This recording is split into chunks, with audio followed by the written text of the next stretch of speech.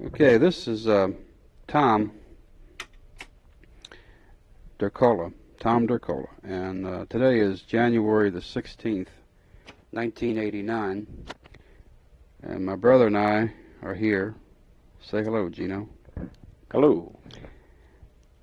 We're here to just sort of chit-chat, get a little nostalgic about the music business and our part in it. The purpose being, I guess, to save it for posterity, for anybody who might be interested in it. Is that right? Posterior or posterity? Right. So we thought we'd just sit down and chat a bit. What we have in front of us is a list of the Belvederes gigs. That was the name of the band that we had. And this list goes from August the 8th, 1957, which to our best recollection was the first band job that we had with the Belvederes. And it goes at least all the way till July 26th of 1975, at which time we were no longer the Belvederes, and Gino and I weren't even playing together, but that's about when I ended my career at East West Gardens down in Hyattsville. Well, you didn't end your career. You just went on to other music type stuff. No, that was the last. 1975. That was the last music gig. You got everything up to that point. Yeah. Okay. Because I was playing with Batista. Oh yeah, that's right. Al Batista. Al Batista and Bill Jabane. Right. That's true. Of course, I guess the early start, we had been playing music since the early 50s. I guess you went to music school 1949, 1950, something like that. And yeah, I had few more 4 years years of accordion lessons from the time I was 9. That's when I started. I think the old man, Pat Durcola, our father, bought me a Rio accordion and took lessons at Kit's. And then you came in a little bit later with the guitar. 1950 and 51, I think was it. I didn't go to music school as long. So actually, I was doing solo stuff with the accordion, like playing at parties and PTAs and stuff, and then you took lessons. We started becoming a duet. Right. And so even though this list that we have here starts in 57 with the Belvederes, actually, as you said, we were playing all over the place. As duets, right. A lot of talent shows, remember that? Right. At the movie theaters, they'd have talent shows on Saturdays and stuff. Right. There was a guy named Jerry Toronto, and he sort of had a traveling troupe of local acts, teenagers and sub-teenagers. Right. And we would tour around these various movie theaters and what have you. And it was like we rotated who would win each week. It seemed like one act would win one week and one act would win the other. But we won, I guess, in all those years. We probably won 30 times, either coming in first, second, or third out of all the acts. Maybe 10 times in first, and the other times were in second and third place. But we were always pretty close to the top in any talent show we got into, the way I remember. Yeah, although I do think they tried to vary the winners because we were competing against each other all the time. The same acts showed up at the same places, and I think there was no meter or anything to register the applause, so it was just Jerry deciding who was going to win one week and who was going to be second and so on. That's my recollection. Mm-hmm. Then we were on TV, Sylvia Deevy show. Sylvia Deevy, and Channel 5, I think. Yeah, Max Resnick. Resnick had a show. These little talent shows. Right. That we were on. And we won that radio. What was that? Was it Zenith? Remember that? Was it old green Zenith radio? That's right. Yeah, a little portable radio. Yeah, that's what we won on one of the shows. And I had won, previous to that, one of the first 45 RPM record players there ever was. In fact, this thing couldn't even play by itself. It had to be plugged into a regular radio unit because it didn't produce any sound itself. All it was a turntable, a little square thing. Yeah, it had that big spindle Had a big that spindle on only it for the would fit 45s. 45 records only, right? And I think I won that on some TV show or something. Yeah, we were on TV shows maybe 5, 6 times, different type shows. Hmm. Yeah, and on radio too. There were a few radio shows we were on. But And my father used to carry us around to various PTA meetings and school functions and what have you. mostly for publicity That's right. and getting experience. I think that was the key. Yeah, very few bucks involved, if any. Right. And parties, a lot of the family parties. We were always there, no matter where the family party was. We were always carried those instruments and got them out and played. And Uncle Tony, he'd get his little squeeze box out, or Dino. Tony Caffarelli Yeah. and Dino Pompieri. Right. Our uncles.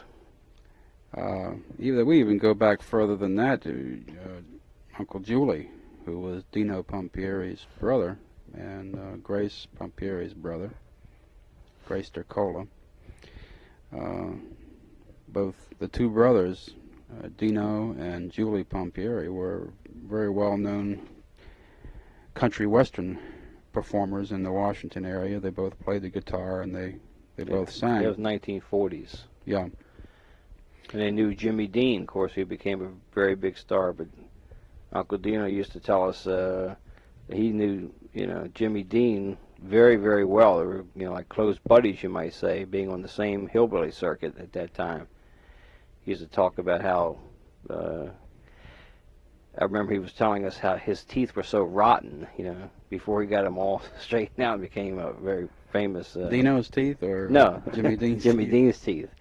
And how poor he was, just kind of gigging around town like all the other guys trying to make a living. Well, I remember Dino saying the remarkable story of when Dino and Julie were playing in a nightclub somewhere, and in would walk Jimmy Dean with his little beat-up guitar in a guitar case, and when the band would take a break, Jimmy Dean would pull out his guitar and go up and down the aisles and strum a few tunes or sing and what have you, just for whatever he could pick up in loose change. Mm-hmm.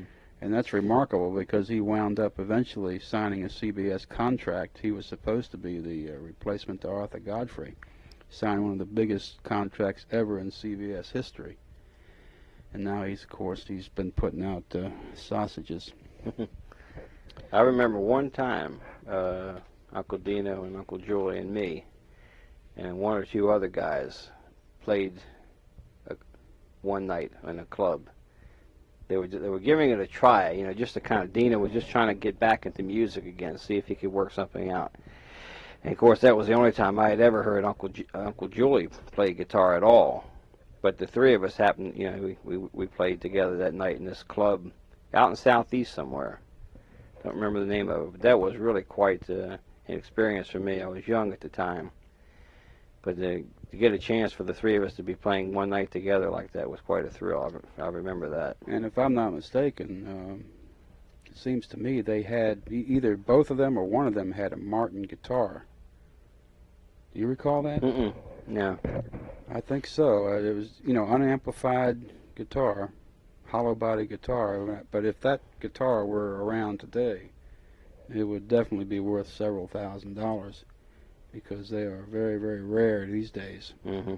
At least the old ones are. Yeah. Those are some of the Well, early things. Yeah, we got our foundation in music was based on country music. We used to listen to the Connie B. Gay show on radio with the top 100 country western tunes. And when we started out playing music, a lot of the tunes that we were doing were country western tunes. Yeah, but also in the early, between 50 and 55, that was all pop songs, top 40 pop. And of course, we were trying to learn as many of the songs that were known to the public at that time. So we became very well, abreast of most of the pop songs, pop chart stuff, Who were some of the stars, Well, Frank Sinatra and Sinatra, Kathy Carr was big at that time. Patti Page, Tony Bennett, those were the big pop stars, and so we were listening to top 40 also at that time and Teresa learning. Brewer. Teresa, right? And so we probably knew many of those songs as to play also. So we knew pop. We had grown up during the 40s where we remembered a lot of the swing songs and big band songs, and so we learned those in the back of our minds. We knew those songs. In fact, there were band jobs when our band was playing. Remember? There were times when that's the only type of music we'd be booked to play at some of these parties, was the old 1940s type music. Yeah. Or pop stuff. We wouldn't play any rock and roll, And we got many jobs just simply because we could do all those different tunes. Not Exactly. We weren't just categorized into rock and roll. Right. But actually, we were right there when rock and roll reared its ugly head. I guess my recollection of how I got the influence was by way of an ex-country musician, Bill Haley. He's a country western musician who put a thumping bass behind his music and added a drum, which was unheard of for country musicians back then. You never heard a country band that had a drummer in it, and all of a sudden Bill Haley comes along with a drummer. And that, to me, was rock and roll. That was the beginning of rock and roll. Bill Haley was my idol, and I waited intently for every tune that would come out on the radio by him. Yeah, it's funny how that's the way we were. I don't know if the kids today would do that, but I remember in the 1950s, after rock and roll started, all the kids would wait. We would talk about waiting for the next song to come out by somebody like Fast Domino, or Little Richard, or Bill Haley. They were such big stars in this new era for all of us. So we would just actually wait and talk about waiting for that next one. And the disc jockeys, they would tell you, hey, we've heard that a record's coming out next week by so-and-so. And everyone would just wait excitedly, waiting for that day to hear that record. Right. And, of course, the big artists, as soon as they hit the record, you knew that you could hear it, that was going to shoot up to the top 10 very easily. Yeah, I can remember running home from the bus stop, the school bus stop, and running into the house and turning on the radio because they had announced 3 or 4 days ago, and that Bill Haley had a new tune coming out, and I had done that religiously for like 3 or 4 days in a row, and finally the song appears. So yeah, Bill Haley, and then of course, Buddy Holly and Elvis and some of the others came on the scene.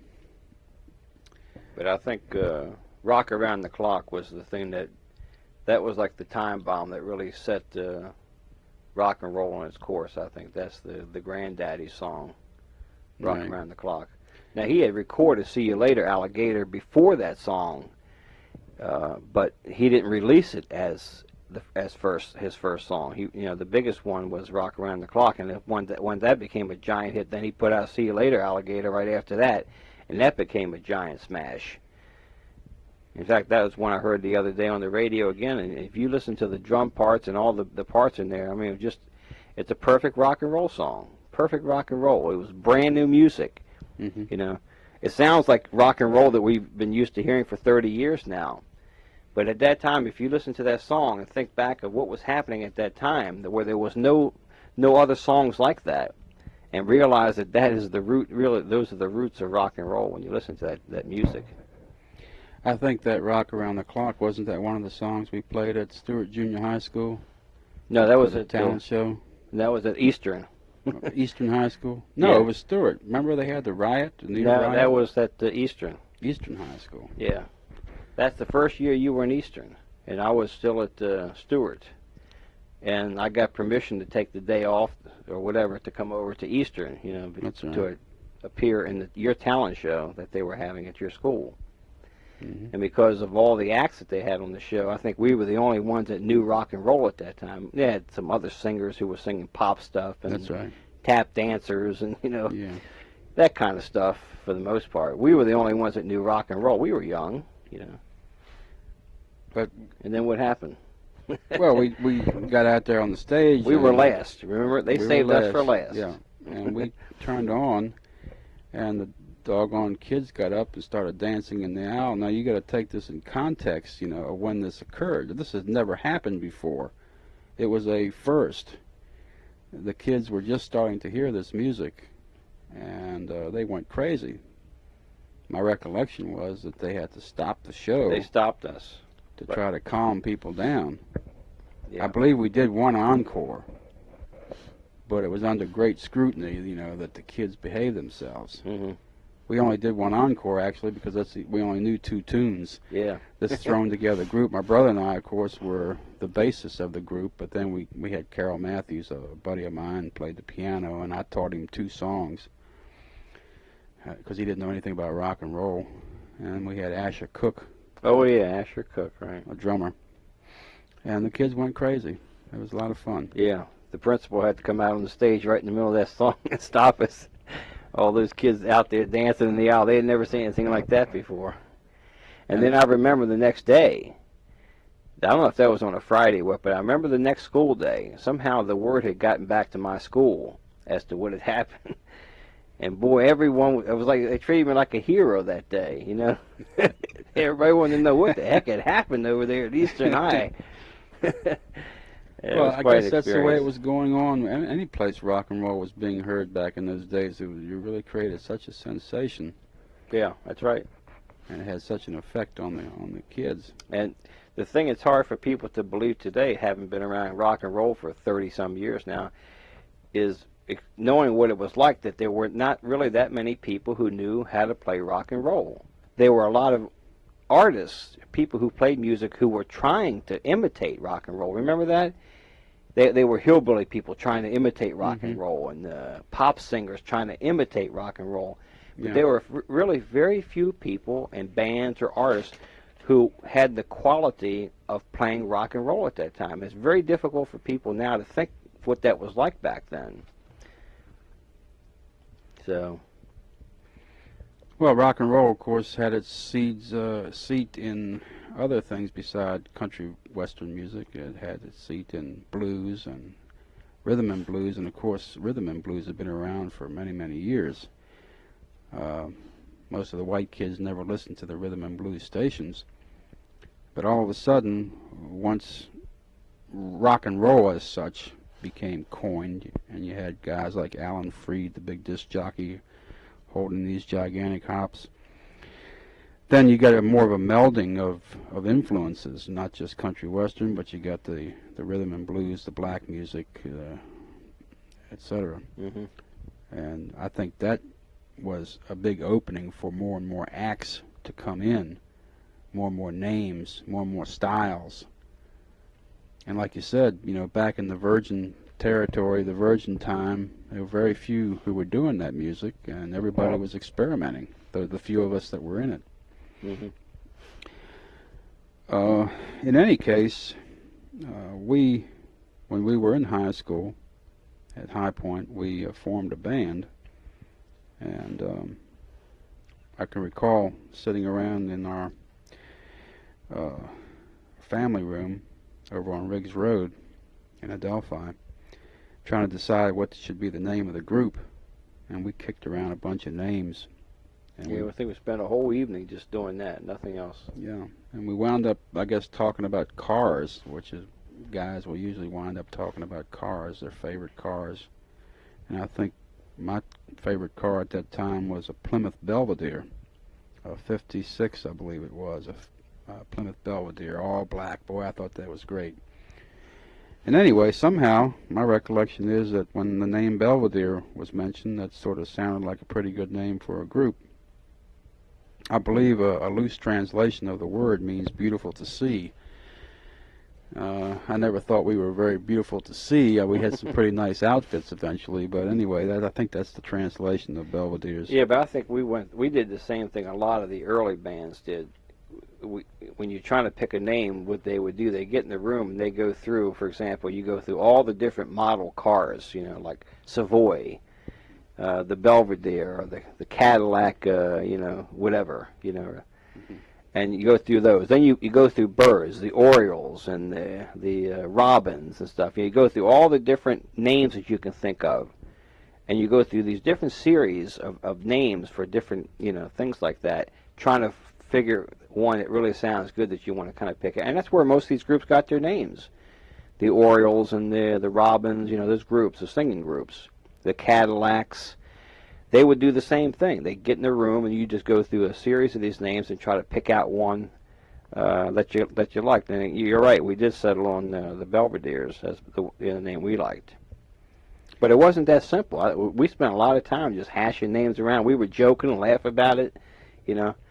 I remember that, trying to figure out, what would be a good. But it was kind of a fun evening going through. I remember that was kind of a fun evening for us, and that was what Denny Rafkin, who was a bass player, the big stand-up bass, the big old stand-up bass he played, and Vince Gideon, was Vince with us? He was the saxophone player.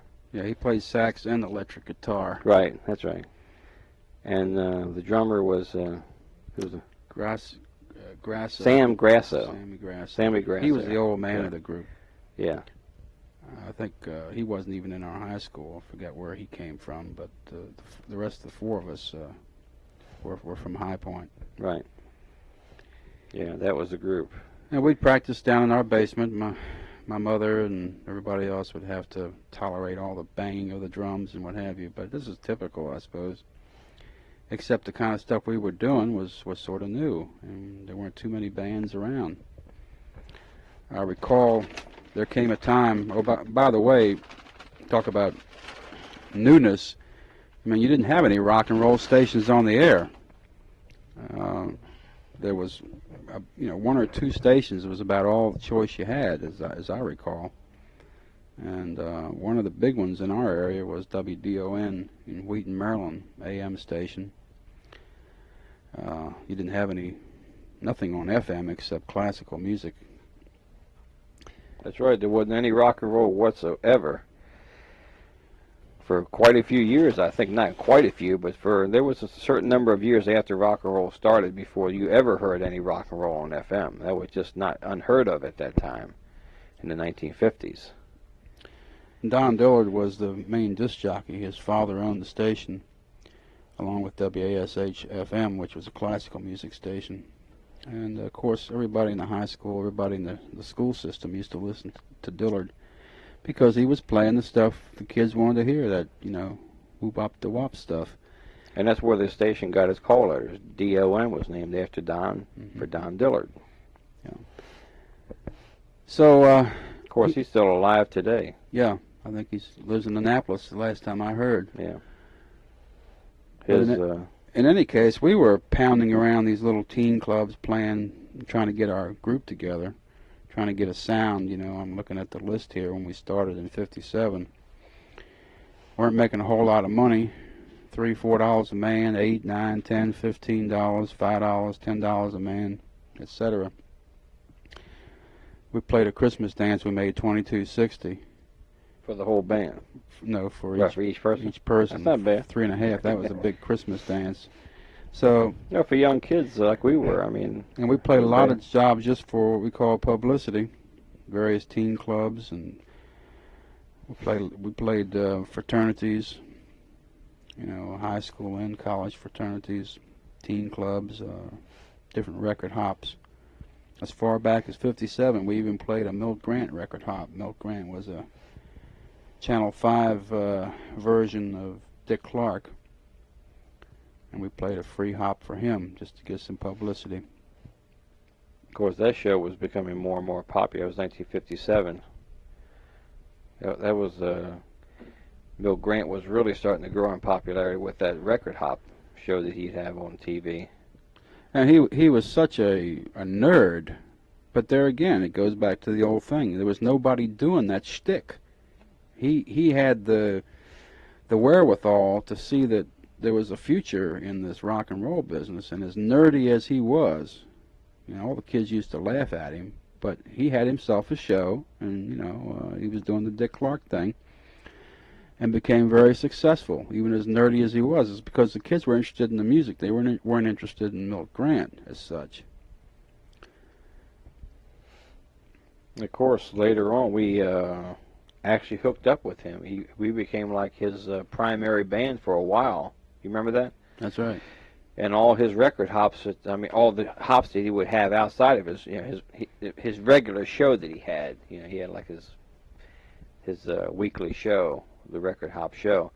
But he would book record hops around the whole region. And we became his regular band for a while. Went out, to play his band at these record hops, and of course he would be the MC out there. And on his show, of course, we were kind of like king of the hill, you might say, when we came into the studio, because everyone knew us. And I don't know, you remember we got a chance to meet some stars as they came on to appear on his show. I mean, anybody who came into Washington that was trying to push a record, you can believe they headed for Milt Grant's show. What's that guy, Hamilton? Roy Hamilton. Don't Let Go? That song? Mhm. Yeah. Yeah. I can still remember Roy Hamilton almost like kowtowing, you might say, to Milt Grant. It was like, he knew Milt Grant had it right where he wanted him as far as him making a hit out of his song. And I mean, he would treat like Milt Grant like he was a king or something. I can never remember. I can't forget that. I remember meeting Ray Charles, and he was a very pleasant guy. Yeah, and Johnny Mathis was around the block in his car. We had just left Milt Grant's studio. I think he was heading there, and we spotted him in the car. I think we had a chance to kind of wave or talk to him for a second. It was around the block from the studio downtown. I remember seeing Johnny Mathis there. It seems to me we met some groups too, like Dion and the Belmonts. Yeah, we did. I still have their record with an autograph, by the way. Yeah. So anyway, he had his shtick going, and so did Dillard. Dillard over at DON, he was having these tremendous, at least for those days anyway, tremendous record hops at the Silver Spring Armory and the Hyattsville Armory. Basically, was his stomping ground, and he had a band that was with him called Terry and the Pirates. These were, kids like ourselves, except that he had them as his group, and he would publicize them on the radio and feature them at these record hops. And they were the band. I mean, if, just anytime you heard Terry and the Pirates, boy, that was big-time stuff. And we were a struggling band that was trying to get our act together, playing these various places. At this point, we hadn't been with Milt Grant or anything on a regular basis. We were just doing our own booking and so on. And we got to a point we thought we were pretty good. And there was a record hop that was going to happen at High Point High School, sponsored by DON and Don Dillard. So we called up the station one day, and we challenged, while Dillard was on the air, we challenged Terry and the Pirates to a battle of the bands. Well, of course, these days that doesn't sound like much, but back then it was really something. It was brand new. And Dillard was very interested in this. Of course, he never heard us, didn't know who we were, but he liked the idea of this concept, particularly since we were a High Point High School band. And he felt like this might, increase the attendance and what have you. So he agreed to come over to listen to us at a rehearsal, which he did, and he went crazy. He absolutely flipped over the band. He liked the fact that we were doing some original tunes as well. Yeah, Terry and the Pirates was a crossover band. They were hillbilly, I think, by nature. So their sound was a little bit on the hair on the rockabilly side, if you remember. And I think we were more pure rock and roll. The sound we had was more pure rock and roll than Terry and the Pirates. So our sound was quite different. Anyway, we did have this battle of the bands, and the kids went crazy. Of course, we became big men on campus after that at High Point. And we also became one of his regular groups. We traveled around just like Terry and the Pirates. We shared the billing with them. And we started doing some mini practice sessions up at the studio using his recording equipment because we were attempting to polish up some songs we had written. I had written, or Gino and I had written. I can't remember who the author was, except I know I had some part in it. But anyway, we've got some tapes of that, of our playing around in Dillard's studio and sounding very badly. But the purpose was, of course, to eventually work our way into a record. We signed a contract with Dillard. This caused quite a bit of tension in the group. The parents got involved, And the parents really were the ones that turned the guys against each other to an extent, because they could see these dollar signs flashing in their eyes. And, you know, who's making more than who? Is the songwriter getting more than the band member? And that sort of thing. And it really created a lot of problems. I guess to the point where we actually broke up. Mm-hmm. Yeah, I can remember some of those hops that we played at like the Armory over in US 1, that Hyattsville Armory. You know, we get like 1,000 kids in there on a Saturday night in that place, and we'd have continuous music. Terry and the Pirates would play one set, and we would come on. You know, our instruments were up there without stopping. We just go ahead and keep playing right on. Then they'd come up and they'd take over. Back and forth, the bands were going, kind of competing with each other. But really, it was quite an excellent rivalry, I think, and the kids loved it. We had kind of our favorite songs. You know, some of the ones that the audience really loved that we did, and Terry and the Pirates had some favorites that their audience loved that they did. Well, Terry had a record too. Yeah, yeah. He had a record out. Right.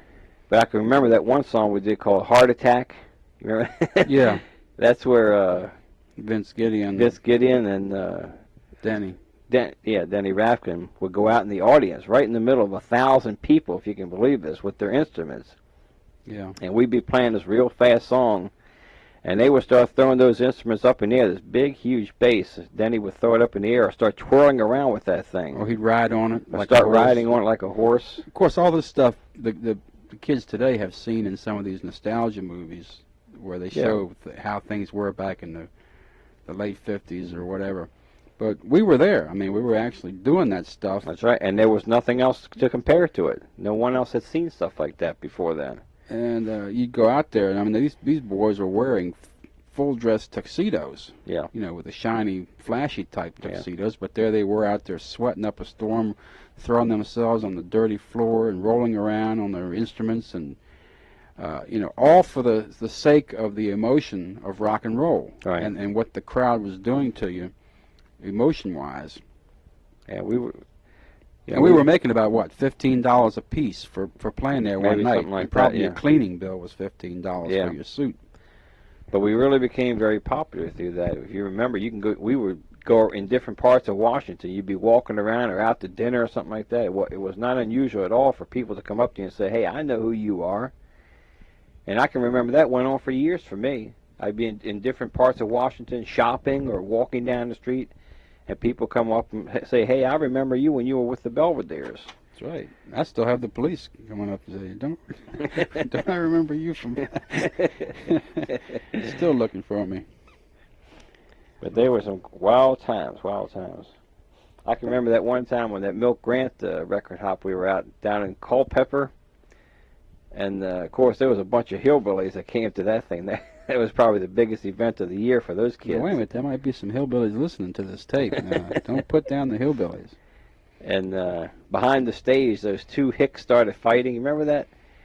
And they couldn't break those guys up for nothing. I mean, we were up there playing, and those guys were probably fighting for about 20, 25 minutes before they could get them to stop fighting.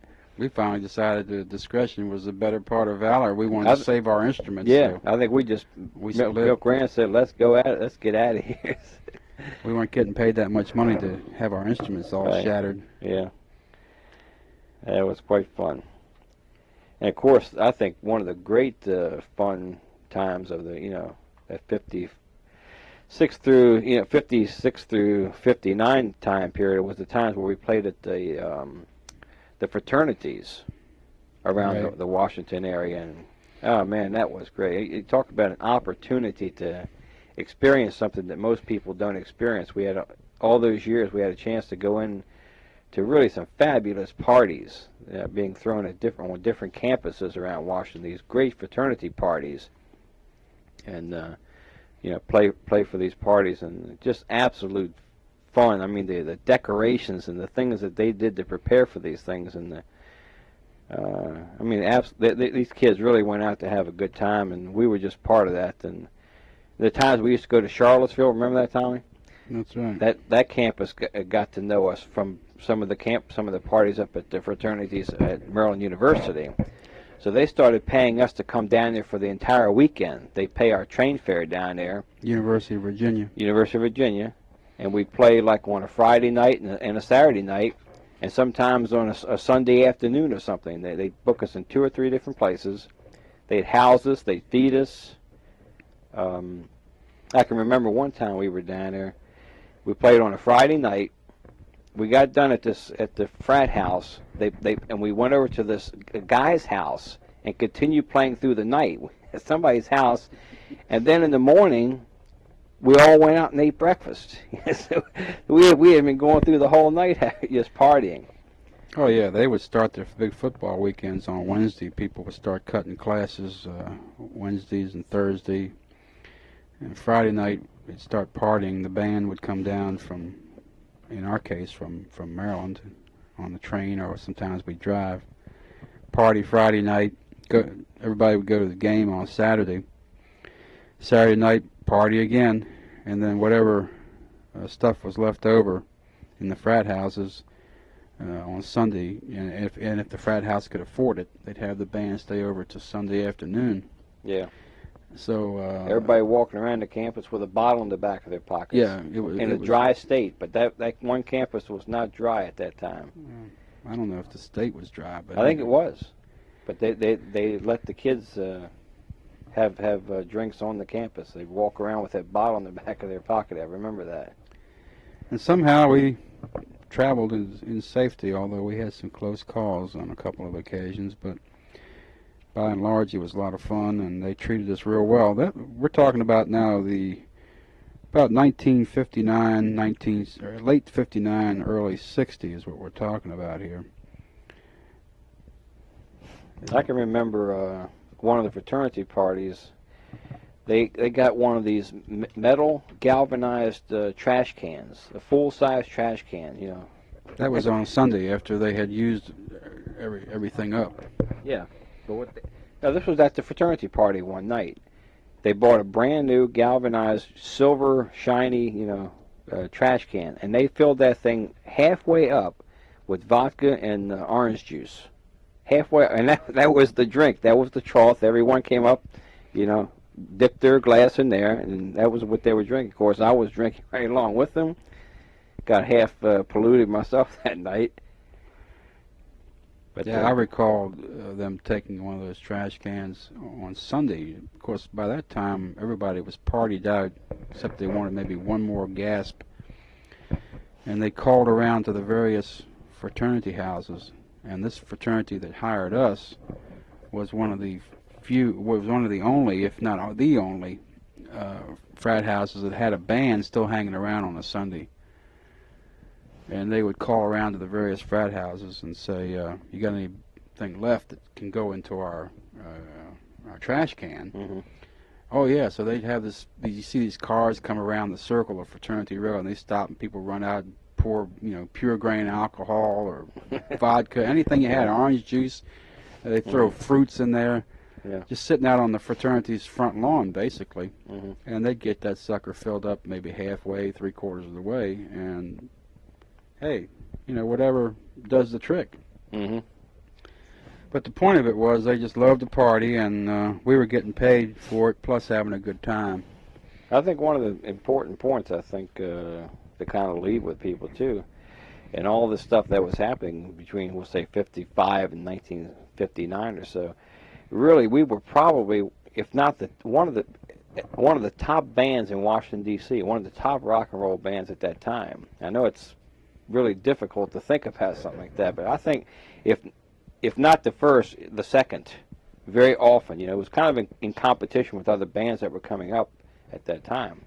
Yeah. But there were times, at the record house with Don Diller, who was the most popular DJ in all of Washington at that time, and being associated with Milt Grant, who was also big, we were one of the top bands in Washington at that time, which is quite an honor to kind of look back on. And all the musicians knew us. All the musicians in Washington came to see us.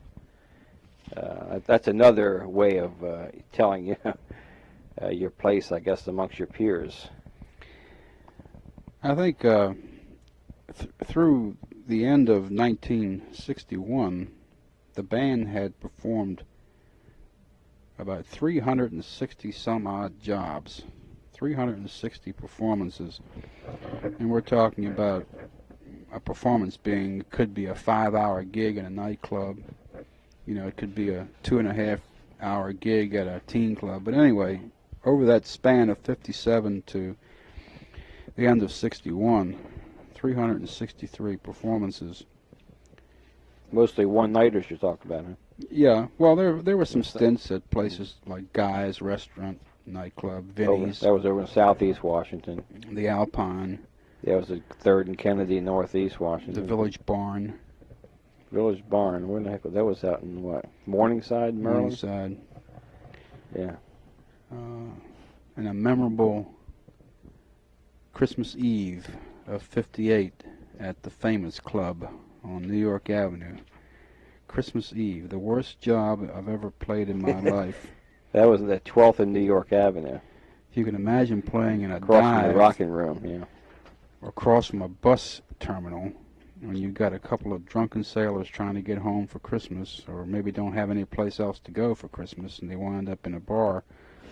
And that's where we spent Christmas Eve of 58. And I vowed that the band would never play another Christmas Eve job as long as I had anything to say about it. That was an old hillbilly joint from the 1940s. They just kind of tried to cross over a little bit, but a lot of hillbillies just kept coming, wandered in there. A little tiny club with a little postage-sized stage we'd have to cram up on, I remember. Yeah. Of course, that's been long closed.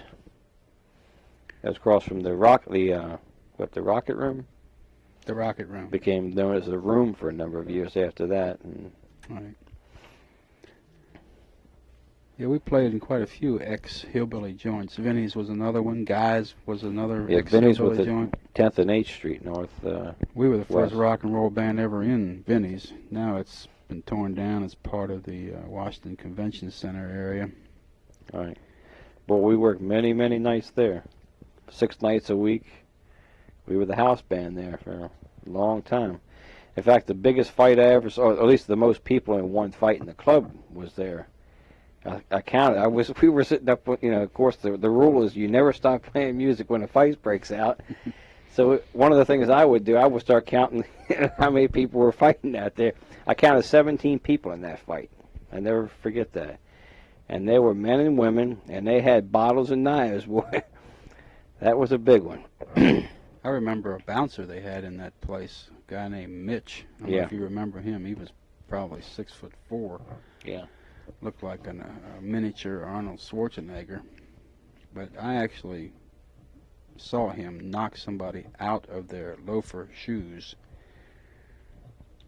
This individual was cold-cocked once or twice, wound up in the aisle, and they dragged him outside in the rain for him to revive. And he came back in, and Mitch saw him coming back in, and he said, before Mitch could even say anything to the guy said, "Wait a minute, I'm just here to get my shoes." He had actually come back in the club. Yeah. His loafers were still in the aisleway. Yeah. Yeah, that's kind of an odd sidelight to, I guess, the music career, is all the fights that we saw. You know, And we got jumped. We spoke about playing at the Village Barn. That was around. When was the Village Barn? That was April of '59. During that era, we got jumped one night coming out of that place by a bunch of guys because our saxophone player was sort of making goo-goo eyes at some gal that was a ex-girlfriend of one of these hoodlums in there. And he got some of his buddies to wait for us when we got off that night. We all got jumped. We wound up, 3 of us, I think, got in 3 separate cars. Yeah, they Billy went in his Pontiac, and I got in my car, and I somebody was else. in your car, and and Al Batista was going for his car. They went after him first. I remember. And I remember Al was chasing these guys around the parking lot in our cars. Well, you hit one of them. I hit one of them. Yeah. He As soon bounced up. as Al got in his car, he was able to lock his door, and then that left 3 or 4 of these guys kind of standing in the lot. And I don't know sure if it was Billy who took off after him or you, but one, you know, Billy, I think, took off after him in the lot, and they kind of squirted around him, and you took off and hit one of them. Yeah. And that guy went flying. Of course, then we just went right around him. He went flying up on my hood because Yeah. I had his belt buckle scrape on my hood the day I got rid of that car. The scrape was still there. And you remember the next night when we showed up? That next day, we called all of our friends. We thought they were going to come back, we didn't know what they were going to do the next night.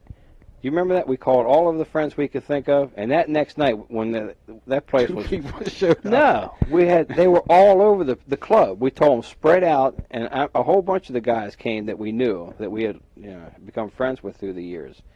And they said in different spots around that club, just in case any trouble would come up. And nothing ever happened. It was just a quiet night. But there were quite a few of our friends that showed up that night. Well, during that same era at Vinny's, remember at Vinny's the bandstand was directly behind the bar. And there was just enough room for 5 of us to sort of stand up with our backs to the wall, right, facing the people who were sitting at the bar, if you can imagine that. Mm-hmm. So technically, it was just enough space for the bartender to move up and down right in front of us, and then there was the bar with people staring up at you. Right, yeah. And these Marines came in there one night. They got pretty well wasted. And we were a very short distance. Like I say, you could just about reach over and touch the customer if you wanted to. Mm-hmm. And these guys started flicking lighted cigarette butts up at us. We're up yeah. there playing music, and you're dodging as these cigarettes come flying right. up at you. Yeah, I forgot bouncing that. off That's right. the wall I remember behind that you. now. Mm-hmm. And I've forgotten that. I finally told one of them, I said, look, buddy, we're employed here. We got to finish out the night, but if you got some problem, why don't you show up when we get off? And I was crossing my fingers that the guy was too drunk to remember to show up, But the appointed time came at the end of the night, and I literally looked outside, and thank God there was nobody there. They didn't make their appointment. And that one guy was giving us a trouble at the bar one time, and Al Connolly was sitting near him. You remember that? Yeah. And Al just cold cocked that guy. You remember that? Yeah, the of guy course. was bothering us. Of course, Al Connolly was a very close friend of you and the band. And